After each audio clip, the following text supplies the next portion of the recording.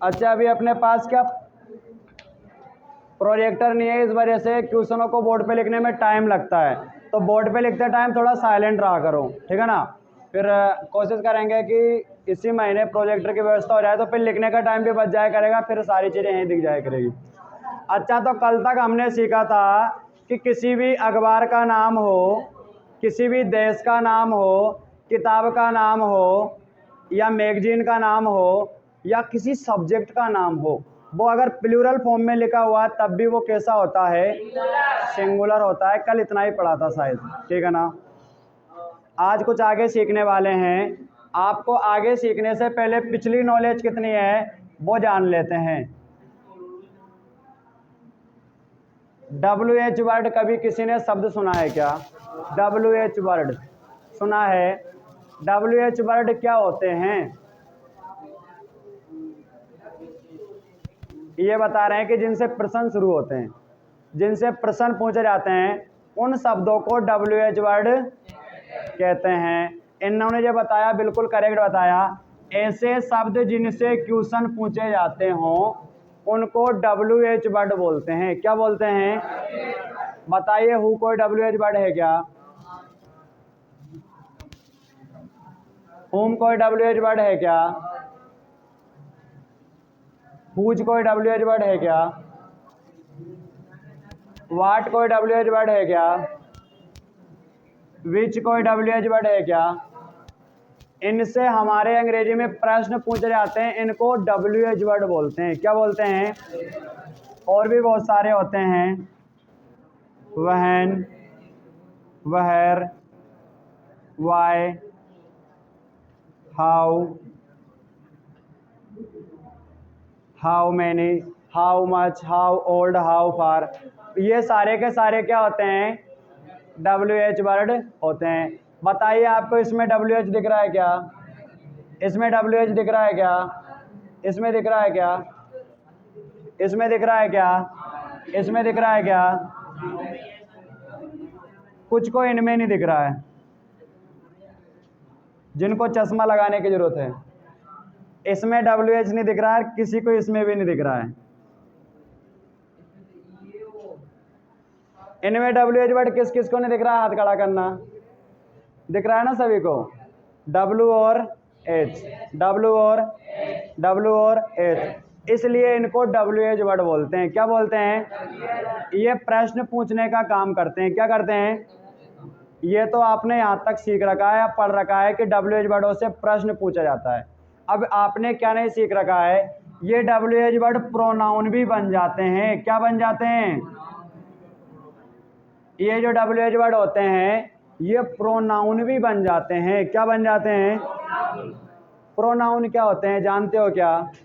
सर्वनाम क्या होते हैं जानते हो क्या? अरे, किसी संज्ञा के स्थान पे जो शब्द लिख देते हैं ना, जैसे आपने लिखा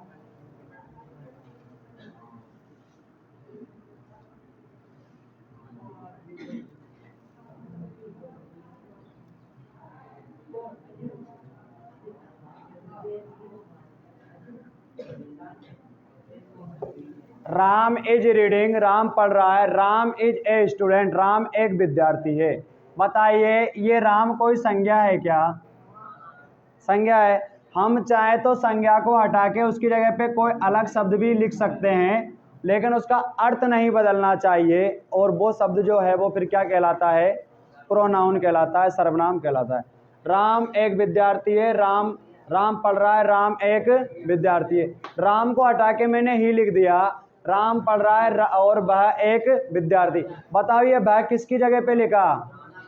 तो वह हमारे क्या हुआ? प्रोनाउन हुआ। क्या हुआ? प्रोनाउन। आप चाहो तो इस वह को भी न लिखकर इन WH वर्डों में से भी प्रोनाउन बना के लिख सकते हो। इन WH वर्डों को जब आप प्रोनाउन बनाओगे तो वो प्रोनाउन रिलेटिव प्रोनाउन कहलाएगा। कौन सा प्रोनाउन कहलाएगा? इनको तो हम प्रोनाउन ही कहते हैं, लेकिन WH वर्डों को बनाएंगे तो रिलेटिव प्रोनाउन कहलाता है। वो क्या कहलाता है? और ये रिलेटिव प्रोनाउन जो है, जैसे अर्थ शुरू होता है इसका, जब आपने क्वेश्चन पूछने के लिए हु लिखा तो हु यानी होता है कौन, लेकिन ये जब रिलेटिव प्रोनाउन बनेगा तब इसका हिंदी अर्थ होगा जो।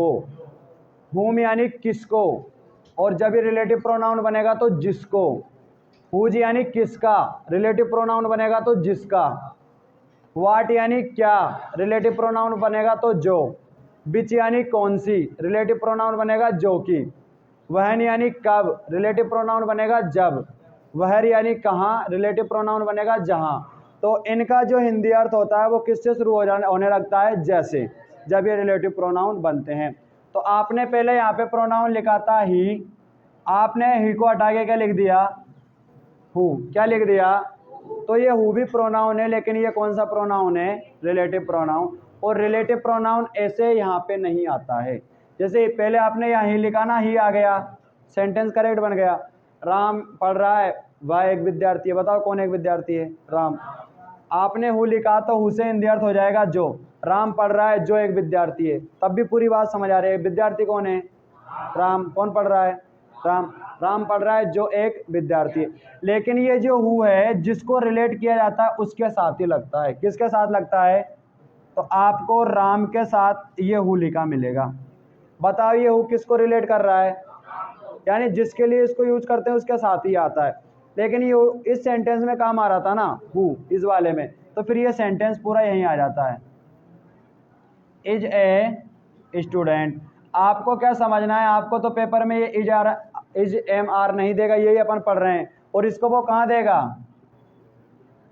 पीछे कोष्टक में देगा। तो आपको ध्यान रखना है जब भी आपको कोई रिलेटिव प्रोनाउन मिले, सब्जेक्ट के रूप में क्या मिले, कोई रिलेटिव प्रोनाउन मिले, तो वो उसको रिलेट करेगा जिसके साथ वो आ रहा है, उसके तुरंत आगे वाले को। किसको रिलेट करेगा वो, उसके तुरंत आगे वाले को। अच्छा, किसी सब्जेक्ट में आपको हु मिल गया तो हु के आगे देख लेना क्या लिखा हुआ है। अगर आपको क्या मिल गया, होम मिल गया, और तो उधर वाले बच्चे आते हैं ना, तो आपको होम मिल गया तो होम के आगे देखना है, हुज मिल गया तो आगे देखना है, वाट मिल गया तो, विच मिल गया तो, वहन मिल गया तो, वहर, क्योंकि ये रिलेटिव प्रोनाउन होते हैं और आगे वाले को रिलेट करेंगे। आगे वाला जैसा है बेसिक क्रिया भर देना। तो यहाँ पे हु, बताओ हु के आगे कौन लिखा है, तो राम के लिए इज आएगा या आर, इज आएगा, क्या आएगा, इज। बात समझ आई क्या। तो हमारे कोई सा रूल होगा, अभी देखें कौन सा रूल है, कि अगर कोई रिलेटिव प्रोनाउन दे रखा हो तो उसके तुरंत आगे वाले सब्जेक्ट के अनुसार आपको क्रिया भरनी है। रिलेटिव प्रोनाउन में सारे के सारे WH वर्ड होते हैं, जिनमें से इम्पोर्टेंट कौन कौन से हैं, 1 2 3 बीच 4 तो ये हैं, और एक दैट भी रिलेटिव प्रोनाउन का ही काम करता है। कौन करता है, तो दैट वाले में आगे वाले को देखना है, हु वाले में भी आगे को, बीच वाले में भी, हुज वाले में भी, बाट वाले में भी, बीच वाले में भी। इन सभी में कौन से को देखना है, आगे वाले को। आगे वाला एक वचन हो तो एक वचन क्रिया भर दो, बहुवचन हो तो। रूल समझ आया क्या।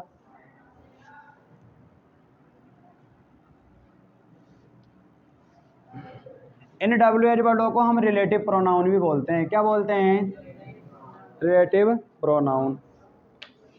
अभी देखते हैं कौन सा रूल है।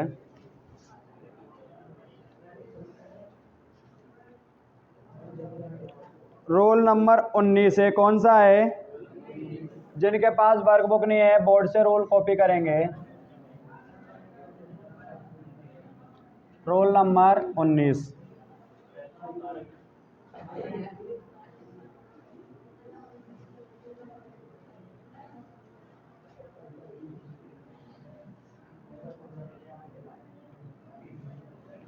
अगर हु, बिच, होम, हुज,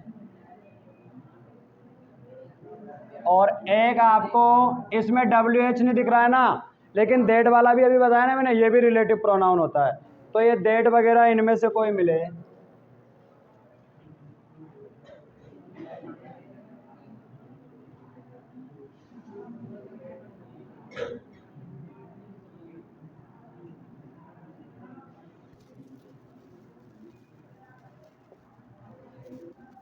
तुरंत आगे वाले सब्जेक्ट के अनुसार क्रिया आएगी।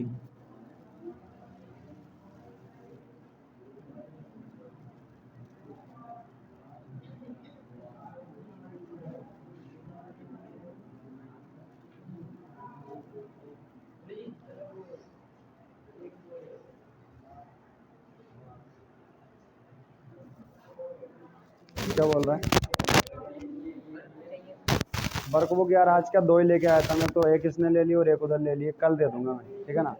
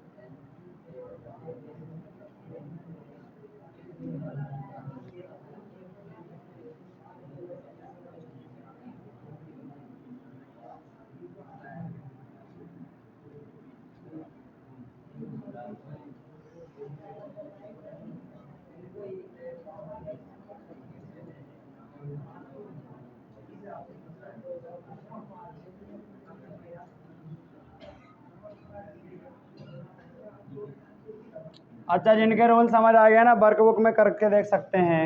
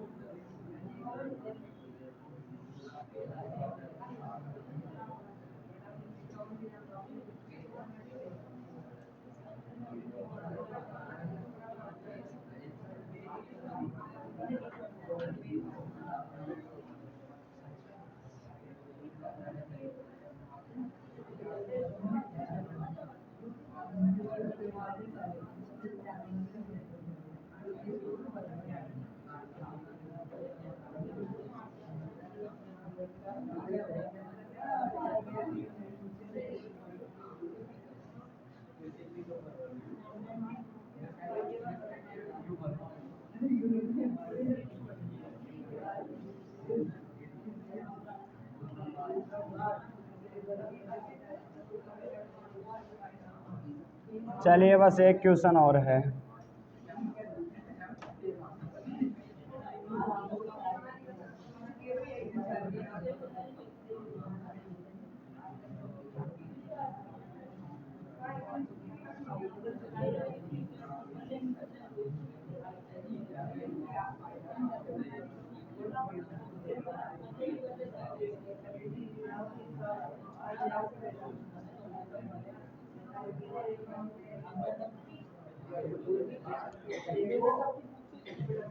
चलिए, समझने की आप कोशिश करेंगे। समझना क्या है कि डब्ल्यू एच वर्ड देखना है। डब्ल्यू एच वर्ड के तुरंत आगे वाले को रिलेट करेगा। वो किसको रिलेट करेगा भाई? डब्ल्यू एच वर्ड वाला जो होगा ना, रिलेटिव प्रोनाउन होगा, और वो उसको रिलेट करता है जो तुरंत उसके आगे लिखा होता है। बताइए, इसमें रिलेटिव प्रोनाउन क्या मिला? हो। इसमें क्या मिला? इसमें क्या मिला? इसमें होम।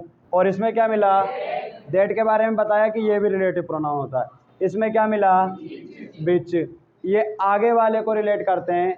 अब इसमें आपको सब्जेक्ट में इट भी मिल रहा है, आई भी मिल रहा है, लेकिन तुरंत आगे वाला देखना, तो क्या आई। इसमें सब्जेक्ट में ही भी मिल रहा है, डॉग भी मिल रहा है, लेकिन तुरंत आगे वाले को देखना है। इसमें द बॉय मिल रहा है, इसमें बॉयज़ मिल रहा है। इसमें देखो पेपर वाले ने, अच्छा एक तो ये आई दे रखा है और एक मैन दे रखा है, ये काम करेगा या ये वाला मैन वाला। इसमें 3 दिए थे उसने, और ऑप्शन भी इस तरह का दे रखा है। एक तो स्टोरी दे रखा है, एक आई दे रखा है और एक यू दे रखा है। इनमें से कौन सा करेगा, तो हमें पता है दैट के आगे वाला, है ना, आगे वाला काम करेगा। इसमें बिच, तो इसमें एक आई भी दे रखा है और बुक्स भी, तो कौन सा वाला, आगे वाला काम करेगा। तो समझ आया रूल, आगे वाला सिंगुलर हो तो सिंगुलर भर दो, प्लूरल हो तो प्लूरल भर दो। चलिए ठीक है, तो अब पहले का आंसर कौन बताना चाहेगा।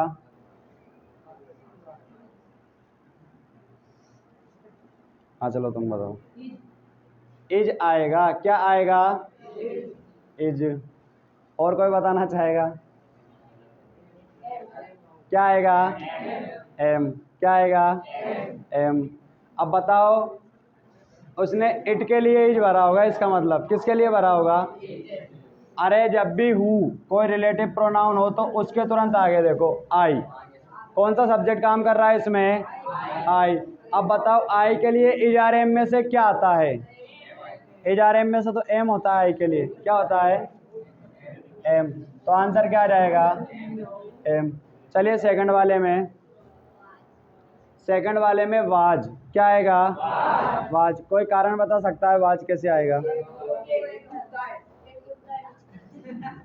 हमें सब्जेक्ट में तो ही भी मिल रहा है, डॉग भी मिल रहा है, लेकिन हमें पूरे सब्जेक्टों पे ध्यान नहीं रखना है। डब्ल्यू एच वर्ड के तुरंत आगे जो दे रखा होगा, क्या दे रखा है, डॉग। तो डॉग के लिए क्या आएगा फिर, एक कुत्ते के लिए वाज, आंसर सही होगा। अच्छा जिनके पास वर्कबुक नहीं, एग्जाम्पल साथ में उतारते चलें, ठीक है ना। तीसरा कौन बताएगा, अभी तूने इज बताया था, अब तेरा नंबर नहीं आएगा। तीसरा, तीसरे में इज आएगा, सही बताया क्या भाई। हु के आगे बॉय लिखा है और एक बॉय के लिए तो इज सही है, शाबाश। बॉय के लिए क्या आएगा, इज, ठीक है। अच्छा चौथे में कौन बताएगा, क्या आएगा, आर, आर सही बताया कि इसने, सही बताया। हु और हु के आगे क्या लिखा हुआ है, बॉयज बहुत सारे हैं, तो बहुत सारों के लिए आर। चलिए पांचवे में कौन बताएगा,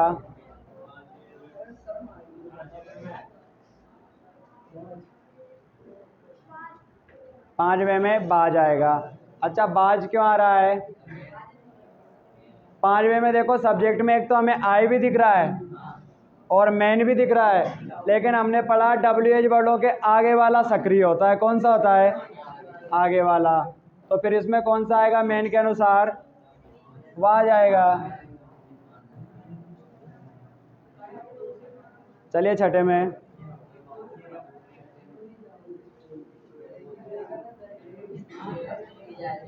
इज आएगा। छठे में कौन सा आएगा, अगर हम ये रूल नहीं सीखते हैं तो हमें सब्जेक्ट में कितनी चीज़ें मिल रही है, स्टोरी मिल रही है, आई मिल रहा है और यू मिल रहा है, लेकिन हमें रिलेटिव प्रोनाउन का अगर ध्यान रह गया तो रिलेटिव प्रोनाउन के आगे वाला सक्रिय होता है, आगे वाला स्टोरी, तो स्टोरी के लिए क्या आएगा, इज।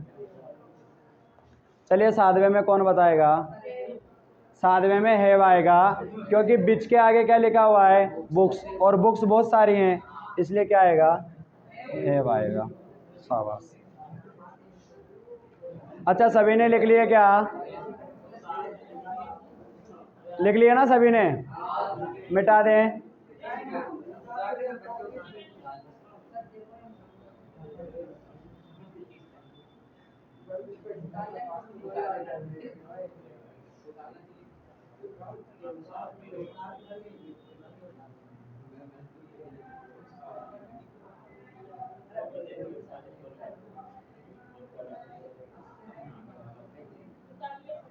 उतार लिया सभी ने।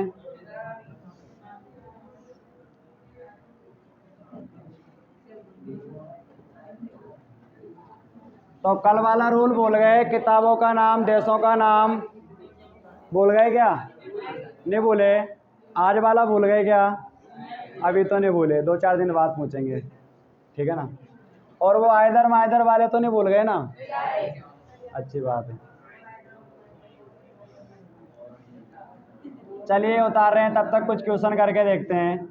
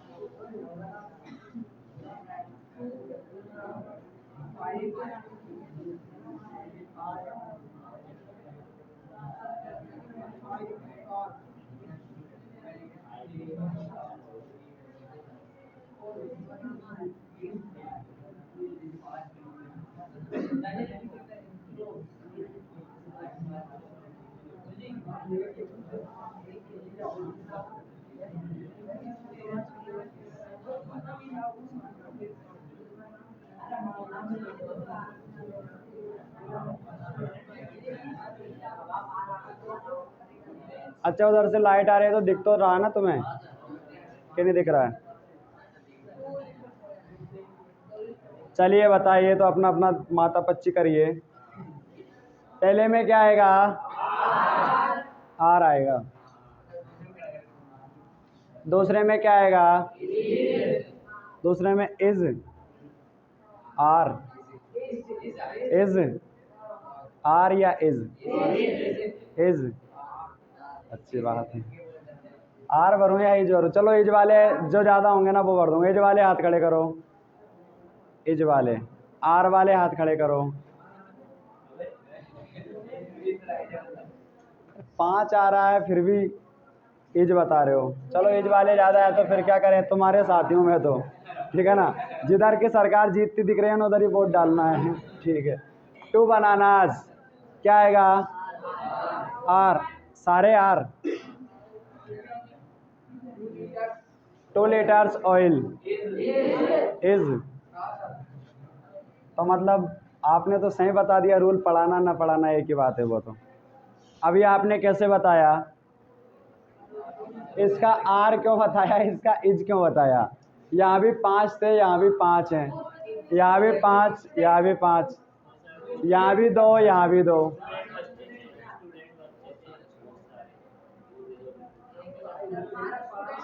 आपको वो वाली बात ध्यान रह गई, काउंटेबल अनकाउंटेबल वाली, वो वाली बात ध्यान रह गई है। अच्छी बात है, उससे भी अपन कर सकते हैं, स्टूडेंटों को गिन सकते हैं। इस वजह से 5 तो संख्या बहुत हो गई उनकी, 2 से ज़्यादा हो गई। मिल्क को गिन नहीं सकते, 5 लीटर होगा तब भी एक ही मिल्क है वो, है ना, तो उसको एक ही मान के चलेंगे। इस वजह से क्या आएगा? इज आएगा। और 2 बनाना, केलों को गिन सकते हैं, 2 केले हैं तो बहुवचन, ठीक है ना। और लीटर ऑयल, तेल को गिन नहीं सकते, तो इस वजह से ये क्या है? सिंगुलर है। अब जिन्होंने सिंगुलर प्लूरल और वो वाला रूल नहीं पढ़ रखा है उनको मैं बता दूं, कभी भी आपको गिनती दिखे, क्या दिखे?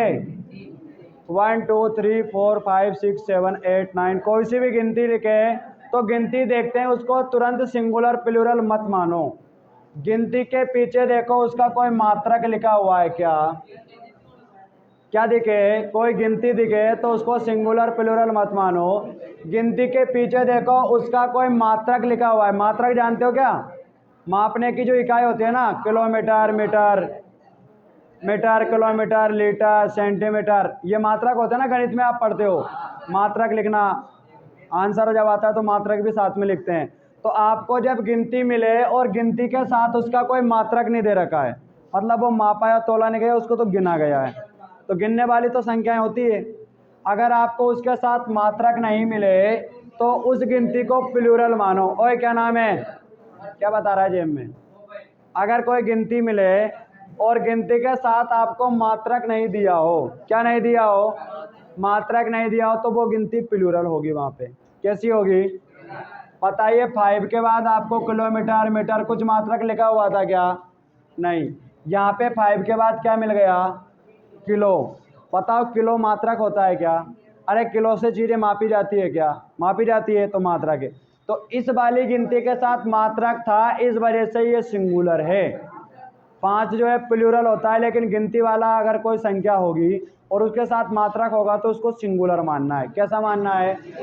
यहाँ 5 के साथ मात्रक था, यहाँ 2 के साथ कोई मात्रक नहीं था, यहाँ 2 के साथ क्या है?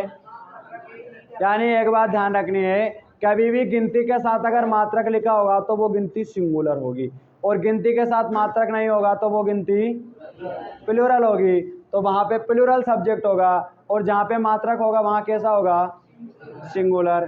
तो बताइए, एक तो मात्रक यहाँ मिल रहा है, यहाँ सिंगुलर, तो सिंगुलर के लिए इज 5 लीटर दूध है बर्तन में। बर्तन में कितना दूध है? तो पूरा दूध एक ही संख्या हुई उसकी, ठीक है ना। जग में 2 लीटर तेल है, कितना तेल है? तो संख्या एक ही हुई है उसकी, ठीक है ना। तो इसमें भी ई जाएगा, इसमें भी ई जाएगा।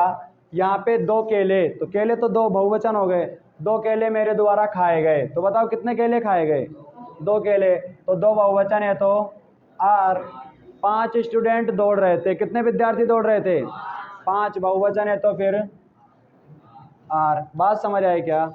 चलिए अब इसकी क्वेश्चन करके देखते हैं।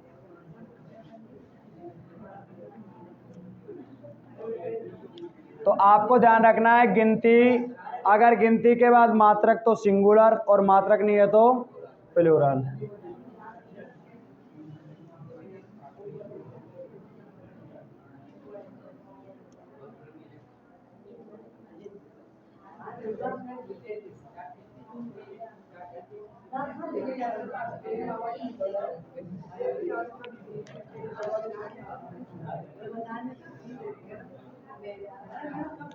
रोल नंबर 21 आप निकाल सकते हो।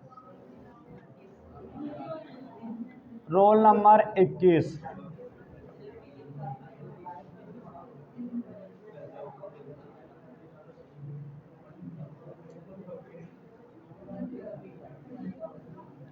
शॉर्टकट में लिखा रहा हूं, गिनती या संख्या के साथ, गिनती या संख्या के साथ मात्रक हो,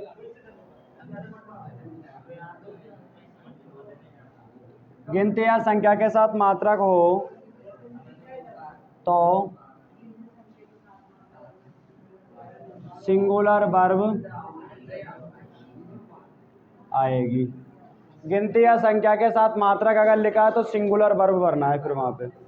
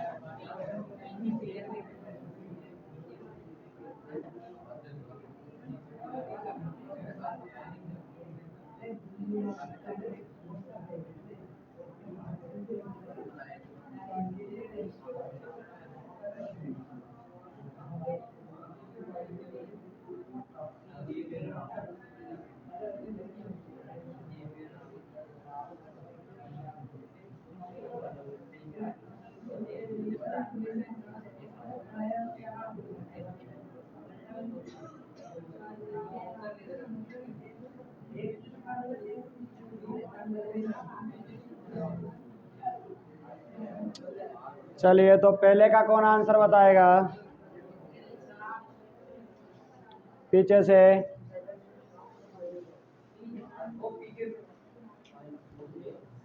क्या आएगा? एज। एज सही है क्या? अच्छा, सही क्यों है? क्योंकि 5 और 5 के साथ जो लिखा था ना किलोमीटर्स, तो वो तो एक मात्रक होता है। किलोमीटर में लंबाई मापी जाती है ना, तो किलोमीटर जो है लंबाई का मात्रक है। इस वजह से इस 5 होते हुए भी ये मात्रक साथ में दे रखा था ना, इस वजह से क्या आ गया यहाँ पे? इज। 5 किलोमीटर एक लंबी दूरी है, तो 5 किलोमीटर की जो पूरी दूरी है ना, उसको एक ही दूरी माना है। 5 किलोमीटर एक कैसी दूरी है? लंबी दूरी है, तो क्या आएगा? इज। 100 पैसे, तो 100 को किस में नापा गया है? रुपए पैसे नापने की चीज़ होती है, मुद्रा को नापा जाता है इसमें। तो 100 पैसे, 100 को किस में मापा गया है? पैसे में। तो बताओ वो 100 जो है कैसा मान के चलेंगे? आठ। अभी अभी क्या बताया कि जब भी संख्या के पीछे मात्रक लिखा हो, मात्रक आ रहा है ना, तो वो सिंगुलर है। 100 पैसे 1 रुपये के बराबर हैं। 100 पैसे 1 रुपये के बराबर है, तो ये जो 100 पैसे हैं उसके पीछे मात्रक लगा हुआ है, इस वजह से क्या आएगा? इज। 100 पैसे इज इक्वल 1 रुपीज, 1 रुपये के बराबर है। 4 किलो ऑफ शुगर, 4 किलो शक्कर। 4 किलो शक्कर कितने में आ रही है? 60 रुपये में। 60 रुपये में आ रही है। लेकिन हमें तो ये देखना है कि ये 4 के लिए सिंगुलर भरे या प्लूरल। तो पीछे देखो उसका मात्रक लिखा हुआ है कि 4 किलो। 4 को मापा जा रहा है किलो से, तो 4 किलो। तो 4 किलो अगर मात्रक आ रहा है तो क्या भरेंगे? इज। अच्छा, इसमें 6 किलो, 6 किलो, तो इसमें भी मात्रक आ रहा है तो क्या आएगा? इज। 6 किलो एक छोटी सी मात्रा है जो हम बेचते हैं। चलिए जल्दी कीजिए।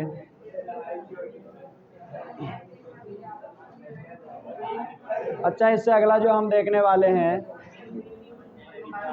अभी तो बच रहा है काफी टाइम।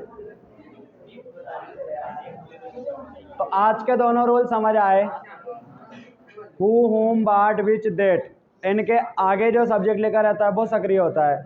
और अगर कभी भी संख्या वाला क्वेश्चन आए तो संख्या देख के घबराना नहीं है, उसके पीछे देखना है मात्रक लिखा हुआ है कि नहीं। अगर मात्रक लिखा होगा तो वो सिंगुलर होगा, और मात्रक नहीं लिखा है तो प्लूरल होगा।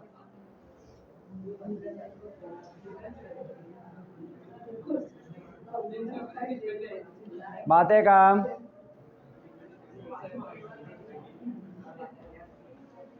देखो, जो बातें करने लग जाता है ना उसको कोई भी टीचर नहीं सिखा सकता है, क्योंकि उसका ध्यान ही नहीं होता ना क्लास में, बातों पे होता है। चलिए मिटा दें। और फिर वो दूसरे बच्चों को भी डिस्टर्ब करते हैं, तो फिर उनको क्या क्लास से बंद करना पड़ता है मजबूरी में। भाई पूरी क्लास का माहौल ख़राब ना हो, इस वजह से एक दो बच्चे जो बातें करने वाले होते हैं ना, उनको फिर बंद करना पड़ता है लास्ट में कि आप रहने दीजिए, आपकी जगह दूसरे बच्चे आ जाएंगे एक दो, तो इसलिए बातें कम करें। तो दोनों रूल समझ आए क्या? चलिए ठीक है। अच्छा, अब मुझे ये बता दीजिए, आपने छोटी क्लासों में प्रीपोजिशन के बारे में पढ़ा होगा। प्रीपोजिशन होते हैं अंग्रेजी में। कोई प्रीपोजिशन का एग्जाम्पल बता सकता है? कौन कौन से प्रीपोजिशन होते हैं? हाँ, प्रीपोजिशन कौन कौन से होते हैं? At, on, in, into, of, with, under, beneath, ये बहुत सारे प्रीपोजिशन होते हैं, लेकिन इनमें से ज़्यादातर ऑफ और विथ, इन दो प्रीपोजिशन से सब्जेक्ट जुड़े रहते हैं। विथ को तो हम पहले टुगेदर विथ और उधर भी देख चुके हैं क्या। लेकिन कोई सा भी प्रीपोजिशन हो, अगर प्रीपोजिशन से सब्जेक्ट जुड़े हों, क्या जुड़े हों, तो आगे वाला सब्जेक्ट काम करेगा। विथ वाले में पढ़ चुके हैं ना हम पहले, विथ वाले में कौन सा काम करता है, तो विथ प्रीपोजिशन होता है, इसलिए उसमें आगे वाला काम करता है। अगर ऑफ से जुड़ा होगा तब भी कौन सा काम करेगा, एट से जुड़ा होगा, ऑन से जुड़ा होगा, इन से जुड़ा होगा। जब भी प्रीपोजिशन से अगर सब्जेक्ट जुड़े होंगे तो कौन सा वाला काम करेगा, आगे वाला। तो रूल नंबर देखेंगे, समझ आ गया ना सभी के।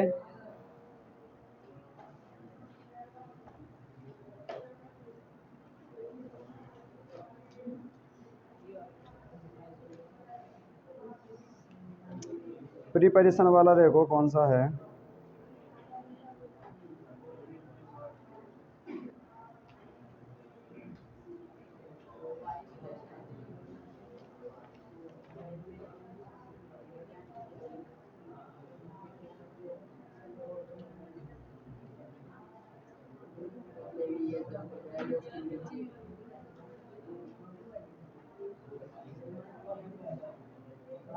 रोल नंबर 22वां कौन सा,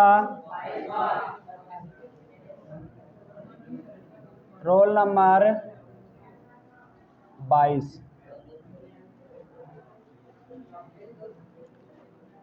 यदि दो सब्जेक्ट के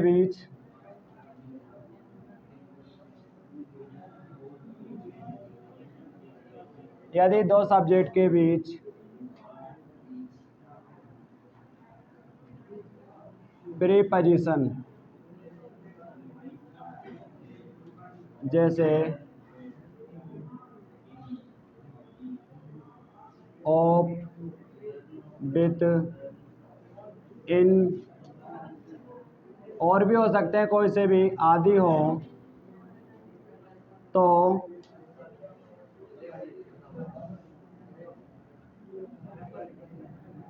आगे वाले सब्जेक्ट के अनुसार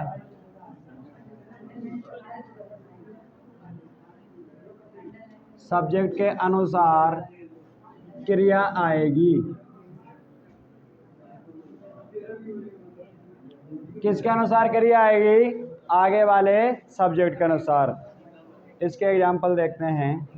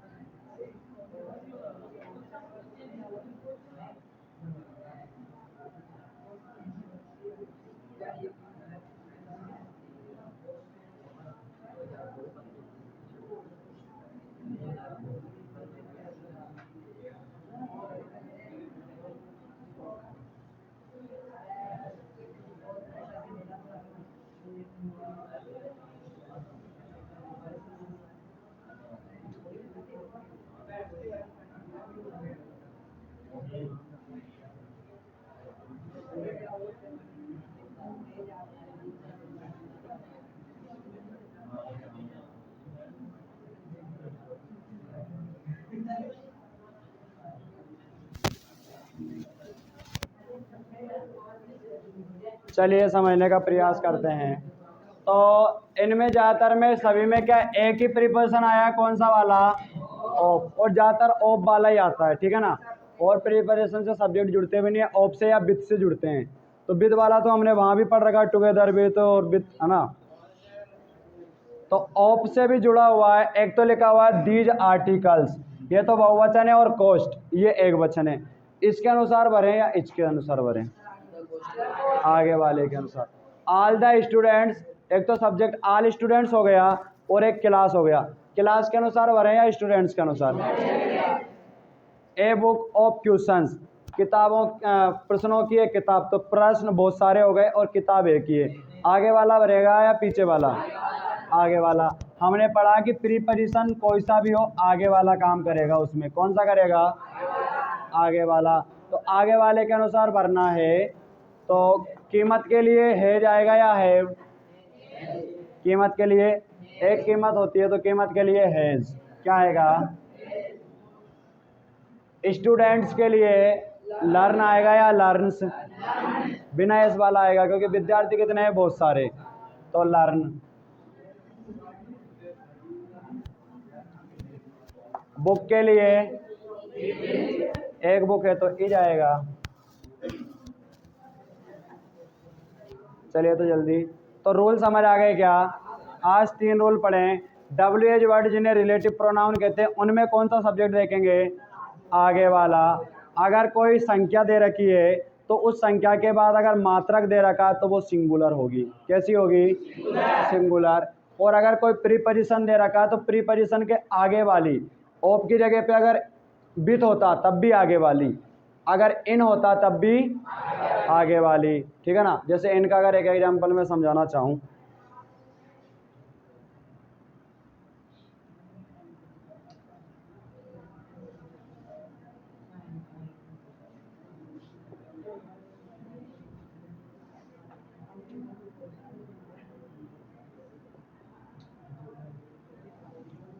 Mohan in the room, Mohan कमरे में, मोहन कमरे में। बताओ, एक तो रूम सब्जेक्ट है, एक मोहन है और इन लगा है, तो इनके आगे वाला काम करेगा या पीछे वाला? आगे वाला।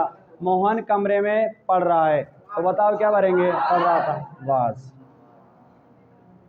तो कोई सा भी प्रीपोजिशन हो उसमें आगे वाला काम करेगा। चलिए आज के लिए इतना ही काफ़ी है, थोड़ा सा पिछला रिवाइज कर लेते हैं। स्टोरी भूल रहे हो ना, या स्टोरी के साथ साथ और भी कुछ भूल रहे हो? अच्छा, लेटर भी भूल गए हो। चलिए तो पहले लेटर का रिवाइज कर लेते हैं। चलिए टाइम देखते हैं पहले कितना हुआ। 48 हुआ ना, 10-12 मिनट बच रहे। चलिए पहले लेटर रिवाइज कर लेते हैं। I am good here and hope the same for you, and hope the same for you. I am good here and hope the same for you. I am happy to inform you that I am happy to inform you that फिर एक दो line question से बनाते हैं, ठीक है ना? Please convey my best regard, please convey my regard and love to सुलिया,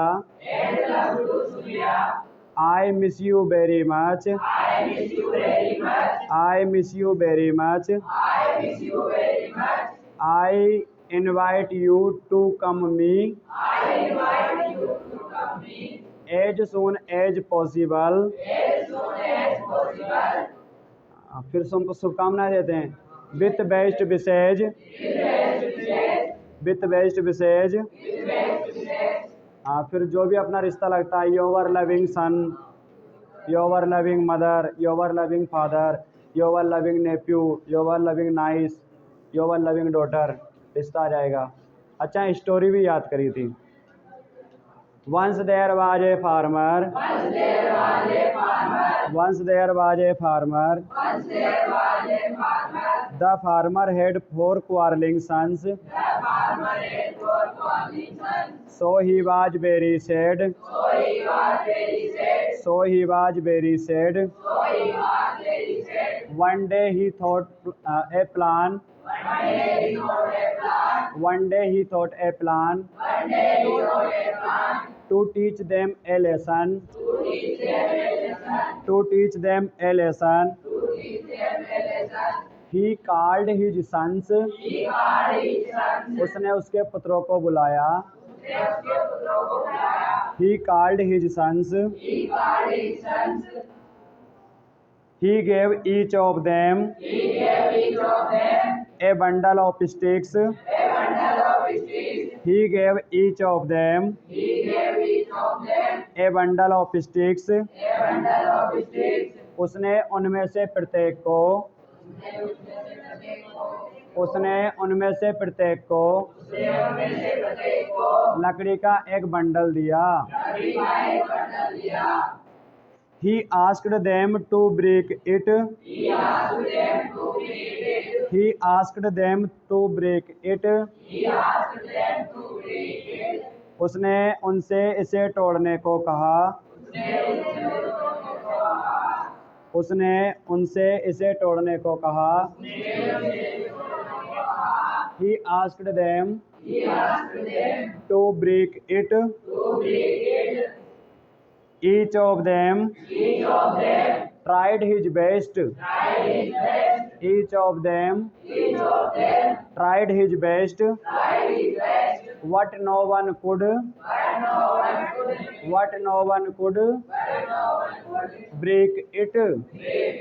What no one could break it. लेकिन उनमें से कोई इसे तोड़ नहीं सका। Then the farmer untied the bundle. Then the farmer untied the bundle. तब किसान ने बंडल खोला। He gave each of them a stick to break. He gave each of them a stick to break. He gave each of them a stick to break. He gave each of them a stick to break. Now each of them break the stick easily. Now each of them broke the stick easily. Now each of them broke the stick easily. The farmer thought them. The farmer thought them to live untied like the bundle of sticks. The farmer thought them to live untied like the bundle of sticks. They realized their mistake. उन्हें उनकी गलती का एहसास हुआ। They realized their mistake. They realized their mistake. अब उन्होंने झगड़ना छोड़ दिया। Now they gave up quarreling. Now they gave up quarreling. Now they gave up quarreling. Moral इससे क्या शिक्षा मिलती है? Union is strength. संगठन ही शक्ति है। Union is strength. संगठन ही शक्ति है। चलिए एक बार निबंध का भी रिवीजन कर लेते हैं। निबंध में तो बस मैं हिंदी बोलूँगा। क्या करूँगा? अंग्रेजी आपको बोलनी है।